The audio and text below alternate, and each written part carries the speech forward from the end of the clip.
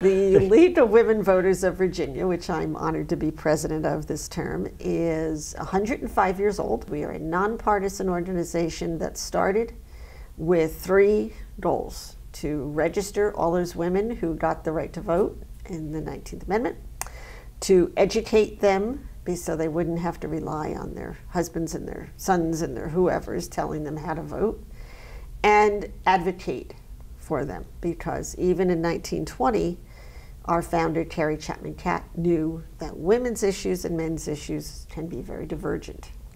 And 105 years later, we're doing the exact same things. We're registering all people. Right. We are no longer just for women.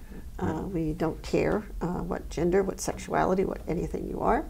And we still advocate for our issues. So what are you advocating for in Richmond this year? Well, this year, well, we had a list, but our big things were the 3 constitutional amendments.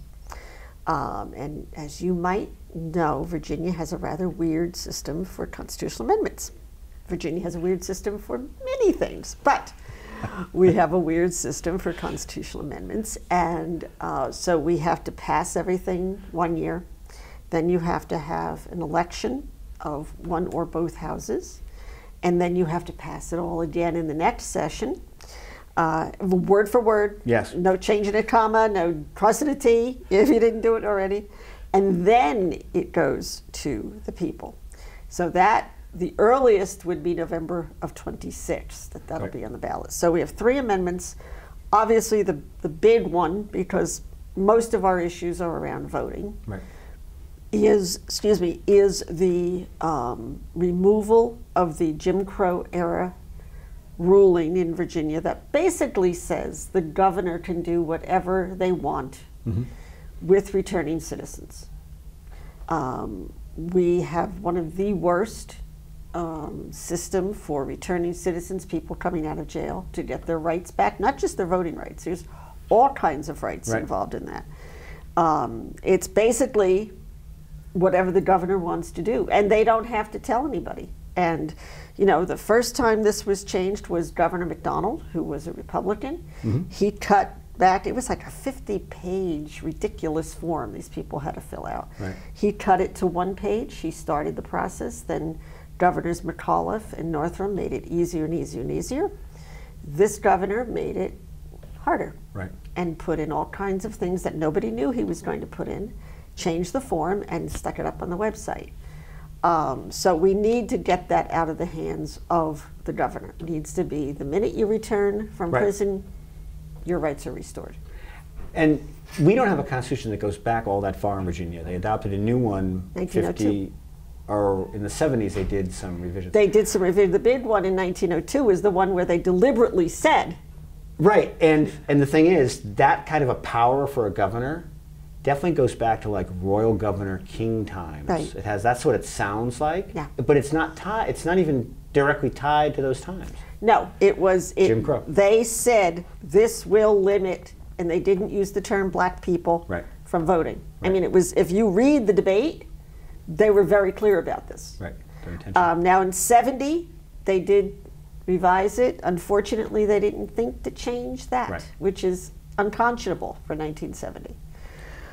So we're still stuck with this ridiculous thing. So that's the First Amendment that we're pushing. And that passed. That did pass this year, both houses.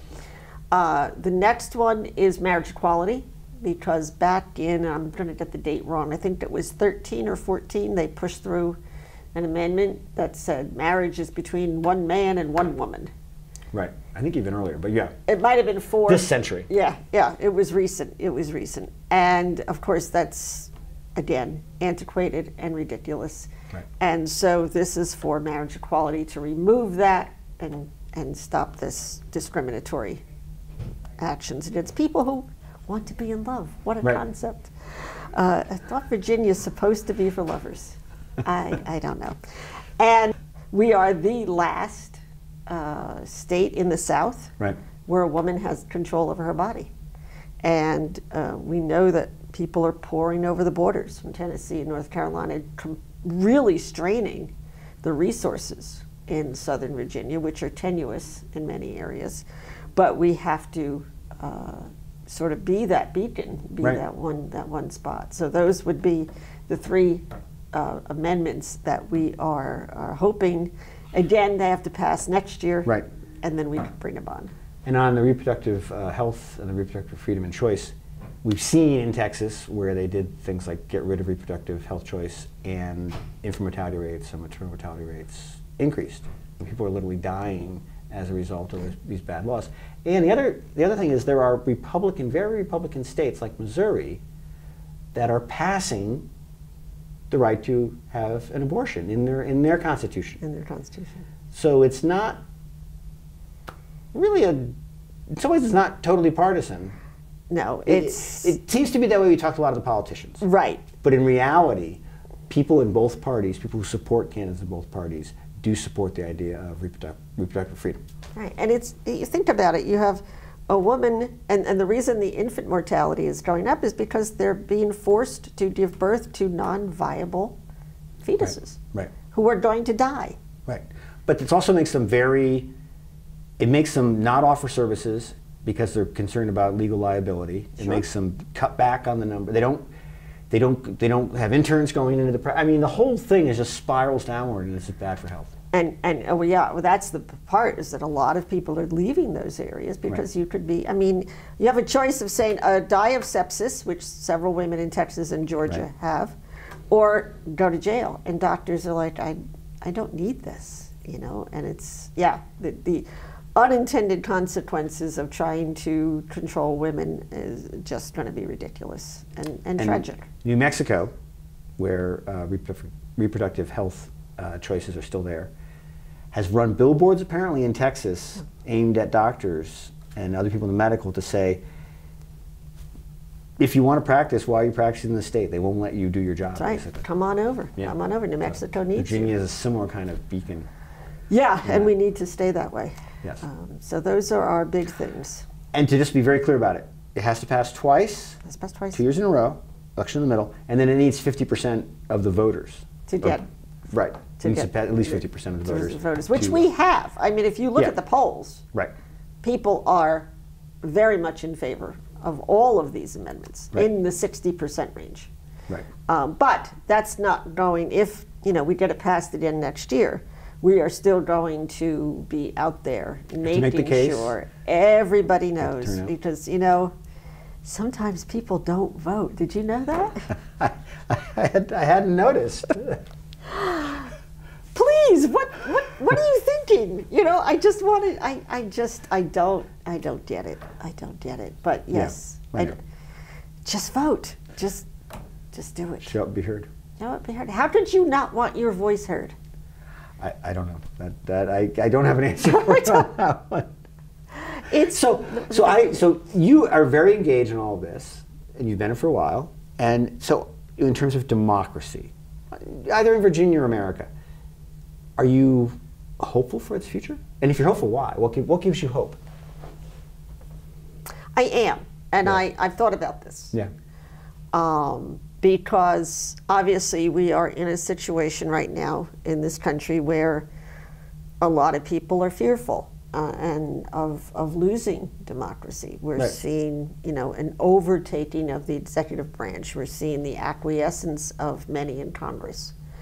But I think that we have in this country an institutional memory of always being the country that is for democracy. Right. And I think we're seeing rumblings of that, surprisingly in some very red areas now, of people saying, wait a minute, I elected you to do a job. Right. And you need to do, why are you rolling over? You are a co-equal branch. Act like it. Right. So I think we're going to go through a very rough period. I don't think, these people who are saying, oh, everything's going to be rosy, I think it's going to be ugly. Yeah. I think we're going to be tested. I think of, I lost an uncle in World War II. I had uncles who served in World War II, many of them, all my mother's brothers.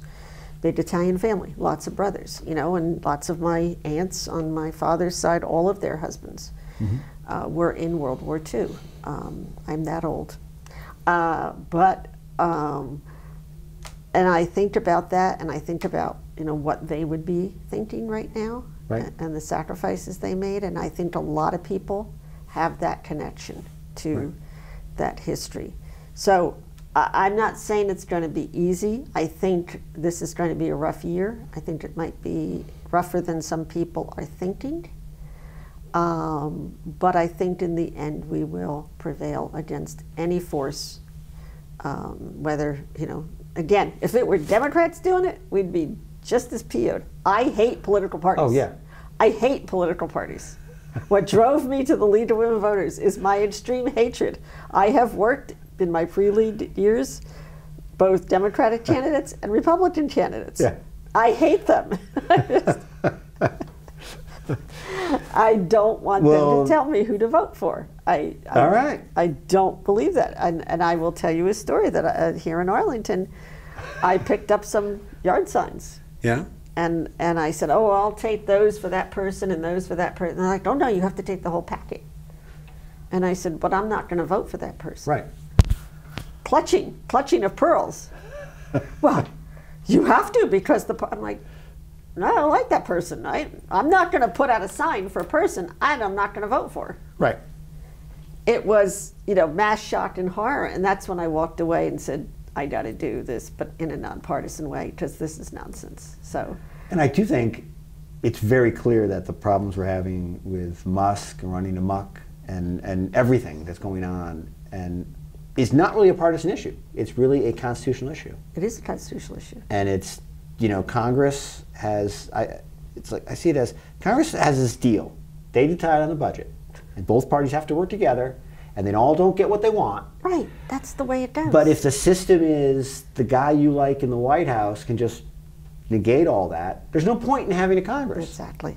Exactly. And that's what the people are saying. If you listen to the people who are out there, like, do something. We elected you. Right. We want you to represent us. You know, House of Representatives, they're supposed to be the closest to us, you know. Because things like abolishing USAID would never pass a vote in Congress. No. It just wouldn't. No one's even tried it for that reason. Right. So to do it by executive power just defies the Constitution.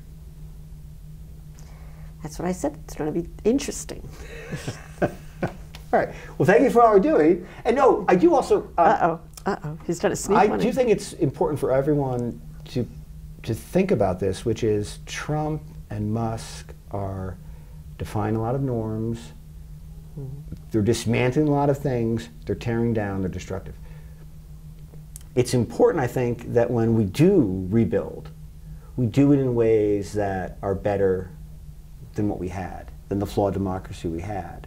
And I think it's important for people like the League to be a leading voice in that, to help us see where we can do better, and we can have a better institution. Yeah. And so we don't need to just, let's get back to what it was like a year ago. No. Let's have a brighter future. Let's have a brighter future. Let's have people engaged in it. You know, it doesn't matter if you're engaged in your county or your city or whatever, or if you're engaged, just do something. That's the requirement of democracy. Yes. You just don't sit back and say, oh, I'm an American, everything's going to be okay.